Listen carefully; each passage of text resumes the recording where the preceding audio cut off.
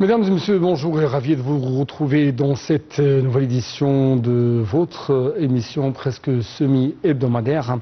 L'Égyptien Lune, votre fenêtre sur le monde égyptien, votre fenêtre sur les grands événements qui ont émaillé la scène égyptienne durant les derniers jours. Très rapidement, et comme d'habitude, nous allons commencer cette nouvelle tournée dans le monde égyptien par des activités présidentielles. Cette fois-ci, on trouve que le président égyptien Abdel Fattah el-Sisi a reçu un appel téléphonique du président américain Joe Biden. Les deux dirigeants ont discuté des développements régionaux et de la tension au Moyen-Orient. Les deux présidents ont examiné les derniers efforts communs égypto-américains, mais aussi égypto-américains qataris pour parvenir à un cessez-le-feu dans la bande de Gaza et ont affirmé leur détermination à poursuivre ces efforts afin de désamorcer la tension et de restaurer la paix et la sécurité régionale. Le porte-parole de la présidence, le conseiller Ahmed Fahmy, a déclaré que l'appel a également abordé les préoccupations actuelles concernant l'expansion du conflit dans la région. Le président Sisi a souligné la vision égyptienne sur les graves répercussions de la guerre en cours dans la bande de Gaza, son impact négatif sur la stabilité régionale, en prenant en compte que la conclusion d'un accord de cessez-le-feu à Gaza est essentielle pour restaurer le calme et la stabilité dans la région. Les deux présidents ont convenu de poursuivre leurs efforts conjoints intensifs pour parvenir à un cessez-le-feu et de travailler à la mise en œuvre de la solution en deux États, considérée comme le principal garant de la stabilité et de la sécurité pour tous les peuples de la région.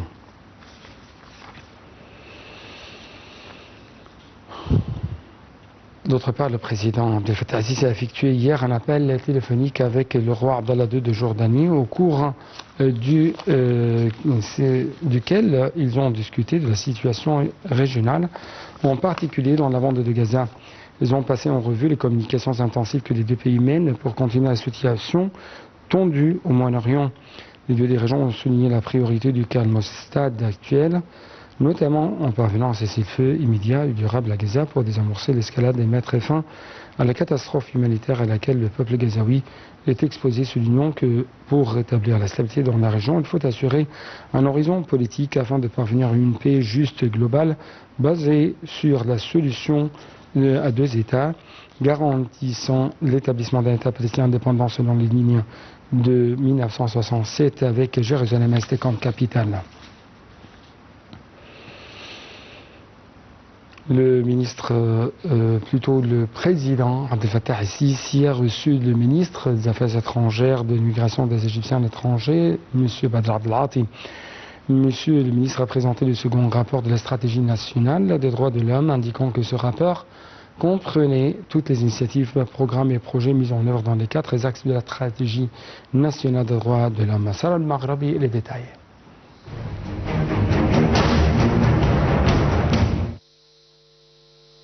Le porte-parole officiel de la présidence de la République a expliqué que le ministre des Affaires étrangères a indiqué que l'année en cours a vu l'achèvement de la création d'unités de droits de l'homme dans les ministères et les agences nationales, la formation de commissions pour examiner les doléances reçues des personnes ayant des besoins spéciaux et des unités de lutte contre la violence contre les femmes, en plus de modifier et de promulguer de nombreuses lois qui renforcent les droits de l'homme, similaires aux lois égyptiennes sur la nationalité, et de créer le Fonds capable différemment et l'Alliance nationale pour le développement civil, ainsi que des droits des personnes âgées. Le gouvernement a également présenté des amendements au projet de loi relatif aux droits de l'homme, en plus de signer un certain nombre de protocoles de coopération entre les autorités nationales, les conseils nationaux, les organisations intergouvernementales et la société civile de mettre en œuvre des activités visant à diffuser et à renforcer la culture des droits de l'homme et d'organiser dans le même but un certain nombre d'ateliers et de cours de formation pour les employés de l'appareil administratif de l'État. Le porte-parole officiel a ajouté dans ce contexte, le président el-Sisi a apprécié les efforts déployés par le Comité permanent suprême des droits de l'homme et toutes les instances nationales, leur ordonnant de continuer à parvenir au but des stratégies nationales pour achever la mise en œuvre des objectifs du plan national afin d'améliorer la situation des droits de l'homme dans son sens global et garantir aux citoyens la jouissance de leurs droits constitutionnels et consolider les fondements de la citoyenneté, de droit et de la non-discrimination. Le président Sisi a également ordonné d'intensifier les efforts pour surmonter les défis pertinents et de continuer à moderniser la structure institutionnelle et législative afin d'assurer une amélioration réelle et durable, tout en continuant à intégrer les objectifs de la stratégie nationale des droits de l'homme dans les plans et les politiques générales de l'État et en continuant à mettre en œuvre des programmes visant à accroître le niveau de sensibilisation aux droits et aux devoirs.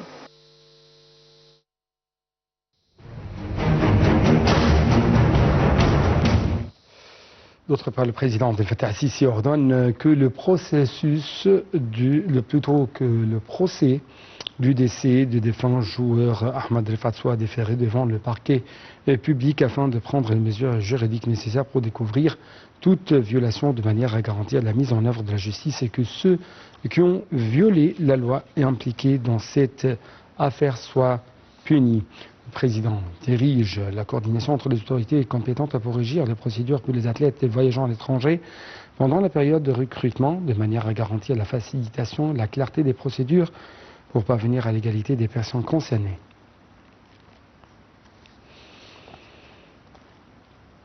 Sur le plan diplomatique, Dr Badr Abdel Ati, le ministre égyptien des Affaires étrangères, a reçu un appel téléphonique de M. Antonio Tajani, ministre des Affaires étrangères d'Italie. Le ministre des Affaires étrangères a souligné que l'Égypte comptait sur la poursuite du soutien de l'Italie pour la mise en œuvre des axes du partenariat stratégique global entre l'Égypte et l'Union européenne, ainsi que sur le parquet financier y afférent. D'autre part, la discussion a porté sur les développements récents dans la région et les efforts égyptiens pour contenir l'escalade régionale, réaffirmant le rejet de l'Égypte et de la politique des assassinats israéliens, de la violation de la souveraineté des pays de la région. L'appel a également porté sur la coopération entre l'Égypte et l'Italie pour soutenir les efforts visant à renforcer la stabilité et à lutter contre le terrorisme en Afrique, ainsi que la coordination entre deux pays dans les forums internationaux. Le ministre des Affaires étrangères, Dr Badr Abdel Ati, et son homologue chinois, M. Wang Yi, se sont entretenus hier pour discuter des efforts visant à réduire les tensions dans la région et à parvenir à l'escalade, et à prévenir l'escalade du conflit. L'ambassadeur Ahmed Abouzid, porte-parole du ministère des Affaires étrangères, a indiqué que Dr Abdel Ati avait informé son homologue chinois des résultats de ses communications avec les ministres des Affaires étrangères de plusieurs pays concernés et influents au cours des derniers jours pour contenir les situations dans la région, la mise en garde contre les risques d'élargissement du conflit et ses graves conséquences sur la sécurité de la région et la stabilité de ses populations. Le ministre des Affaires étrangères a souligné que l'Égypte s'est efforcée depuis le début de la crise de travailler conjointement avec la Chine et avec tous les acteurs régionaux et internationaux pour arrêter les fusions de sang à Gaza et pour empêcher l'escalade du conflit. De son côté, le ministre des Affaires étrangères chinois a tenu à écouter les évaluations de Dr Abdel Ati concernant les négociations sur le cessez-le-feu, le rôle de l'Égypte et du Qatar des États-Unis visant à parvenir à un cessez-le-feu permanent et à soulager la souffrance du peuple palestinien en garantissant la livraison sécurisée et urgente de l'aide humanitaire à Gaza. Concernant les relations bilatérales entre les deux pays, l'ambassadeur Abouzid a ajouté que Dr Abdel Ati avait souligné la profondeur des relations entre l'Égypte et la Chine, mentionnant l'importance de capitaliser sur l'élan créé par les rencontres et les visites présidentielles régulières, ainsi que les visites ministérielles de haut niveau. D'autre part, le ministre des Affaires étrangères et de l'immigration, Dr Badr Abdel Ati, s'est réuni hier avec son homologue libanais Abdullah Abou Habib. Monsieur le ministre égyptien souligne lors d'une conférence de presse conjointe tenue à l'issue de leur entretien en Égypte que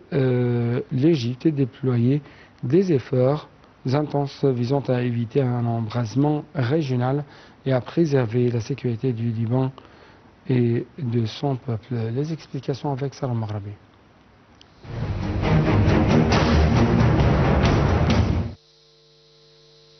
L'Égypte déploie des efforts intenses pour éviter un embrasement régional et préserver la sécurité du Liban et de son peuple. C'est ce qu'a souligné le ministre des Affaires étrangères Badr Abdel Ati lors d'une conférence de presse conjointe avec son homologue libanais tenue à l'issue de leur entretien.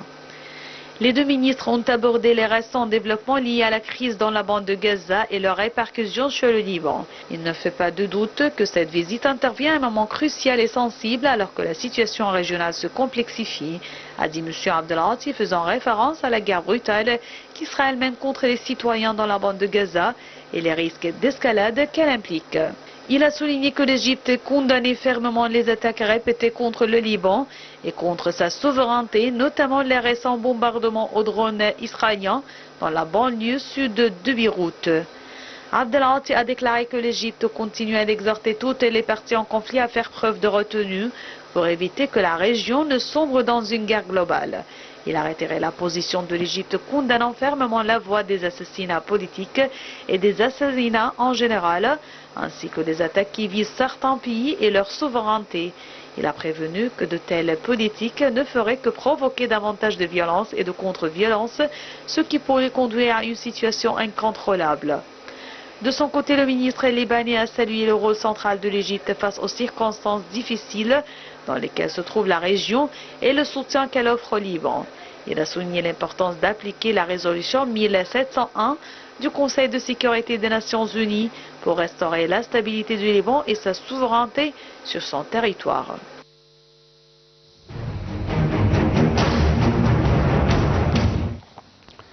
Dans le cadre des efforts déployés par l'Égypte pour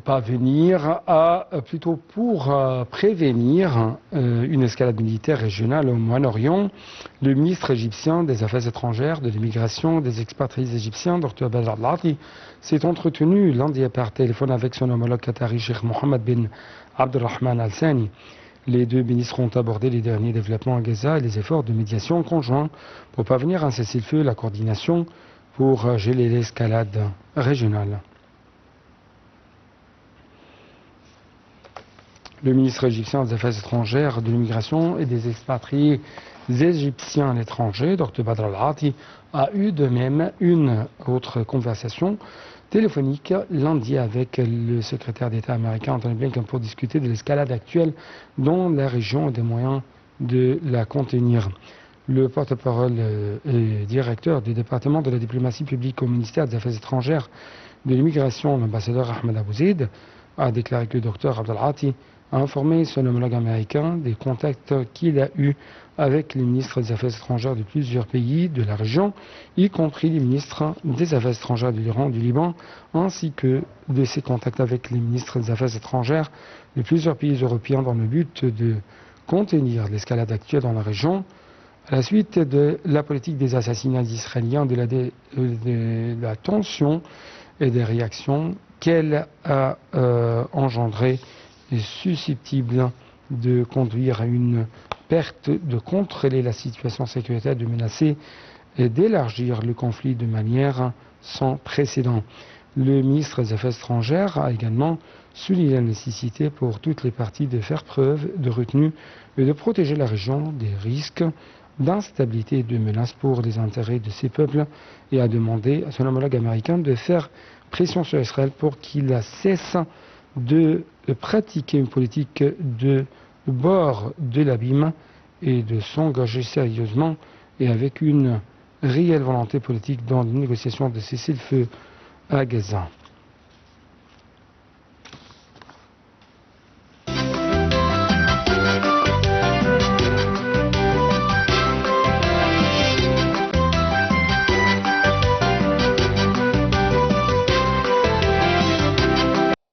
À la une de notre tournée dans le monde de l'économie égyptienne, dans le monde des chiffres, c'est le ministre des Finances, M. Ahmed Kouchouk,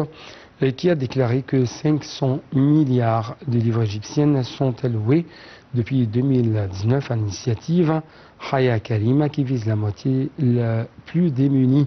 de la population égyptienne. Lors de sa première conférence de presse après sa prise de fonction, le ministre des Finances a annoncé que la deuxième phase d'initiative qui vient d'être lancée prévoit des projets de 20 gouvernorats. La conférence de presse dévoile les chiffres concernant le compte final de l'exercice 2023-2024. Ce dernier présente les allocations réelles versus celles planifiées et approuvées par le Parlement au début de chaque année fiscale. Il a noté que les revenus fiscaux ont augmenté de 30% grâce à l'amélioration de la gestion fiscale sans l'institution de nouveaux impôts l'année dernière. Cette augmentation a été utilisée dans des programmes de santé, d'éducation et de protection sociale. D'après le ministre Koujouk a précisé que le budget consacré à l'éducation et à la santé ont atteint respectivement 266 et 182 milliards de livres égyptiens en 2023-2024 et avec un taux de croissance de 25% et de 24% par rapport à l'exercice précédent. Le ministre de l'Investissement et du Commerce extérieur Hassan Al-Khatib a reçu l'ambassadeur d'Italie Michel Caorani au Caire où ils ont examiné les moyens de renforcer la coopération économique conjointe et d'accroître les investissements italiens en Égypte à la lumière de relations stratégiques distinguées entre les deux pays, ainsi que dans le cadre du plan MATI qui vise à renforcer la coopération entre l'Égypte et les pays africains. Le ministre a souligné que le ministère de l'Investissement et du Commerce extérieur a accordé une grande attention à la création d'un climat d'investissement attrayant à la fourniture de plus de facilités aux investisseurs italiens et à la mise en œuvre d'un plan d'action intégré visant à ouvrir de nouveaux domaines aux investissements italiens en renforçant la communication avec la communauté d'affaires italienne afin de présenter des opportunités de coopération conjointe en facilitant des procédures d'investissement, en fournissant tout le soutien nécessaire aux investisseurs italiens et en surmontant tous les défis auxquels ils peuvent être confrontés, en particulier à la lumière de la période actuelle de soutien sans précédent au secteur privé, en encourageant les entreprises étrangères à injecter davantage d'investissements sur le marché égyptien.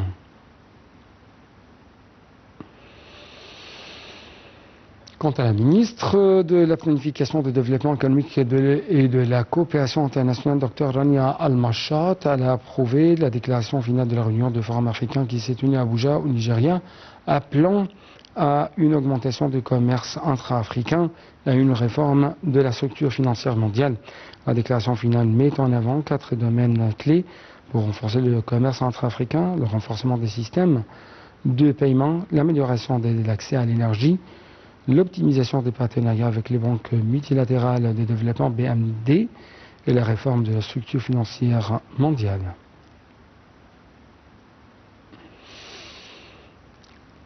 L'Égypte achève la stratégie nationale de l'hydrogène à faible tenue en carbone. Donc pour avoir plus d'explications, vous devez être fidèle à notre collègue Sarah Al-Mahrabi.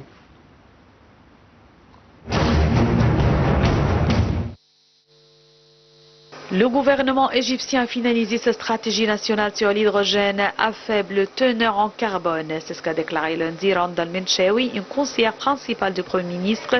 Cette décision marque une étape importante vers l'établissement du pays en tant que leader mondial de la production d'énergie verte. L'annonce a été faite alors que le Premier ministre égyptien Moustapha Madbouli dirigeait une réunion à la nouvelle ville d'Al-Alamein pour examiner les progrès réalisés dans les projets d'hydrogène vert et discuter de la mise en œuvre de la nouvelle stratégie. La stratégie définit un cadre global pour le développement de l'industrie de l'hydrogène vert en Égypte, y compris des incitations financières, des exonérations fiscales et des processus d'approbation rationalisés pour les projets connexes. Le Conseil national pour l'hydrogène vert créé l'année dernière en vertu du décret ministériel supervisera le développement de l'industrie de l'hydrogène vert en Égypte. Tirant parti du vaste potentiel de l'Égypte en matière d'énergie renouvelable, le gouvernement a identifié de nombreux sites appropriés pour des projets d'hydrogène vert dans tout le pays, notamment le golfe de Suez, Gabal el-Zeit, Ben, Komombo et Zafarana. À ce jour, 23 projets d'hydrogène vert sont en cours et des partenariats ont été conclus avec des prometteurs énergétiques mondiaux.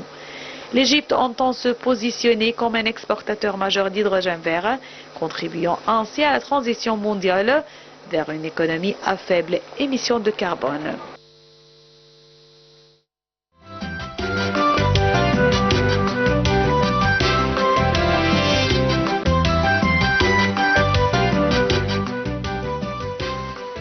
Clôturons donc cette édition de l'Égypte par cette nouvelle touristique concernant des filtres d'Instagram au service des musées en Égypte. Avec plus de précision, le ministre du Tourisme et des Antiquités, Chérif Fathi, a tenu au siège du ministère dans la nouvelle capitale administrative, une réunion avec une délégation d'une entreprise privée pour suivre l'état d'avancement de projet intitulé Instagram Filters appliqué au musée égyptien au Caire, au musée national de la civilisation égyptienne, le phosphate, en prélude du lancement prochain de ce service qui contribue à mieux promouvoir le produit touristique culturel. Les responsables de cette entreprise ont passé en revue, à travers une explication introductive, les travaux exécutés dans ce projet, qui a pour objectif de faire une simulation virtuelle en utilisant la technologie de vérité virtuelle qui montre la forme originale des pièces antiques exposées dans les deux musées qui ont été sélectionnés minutieusement pour ce projet.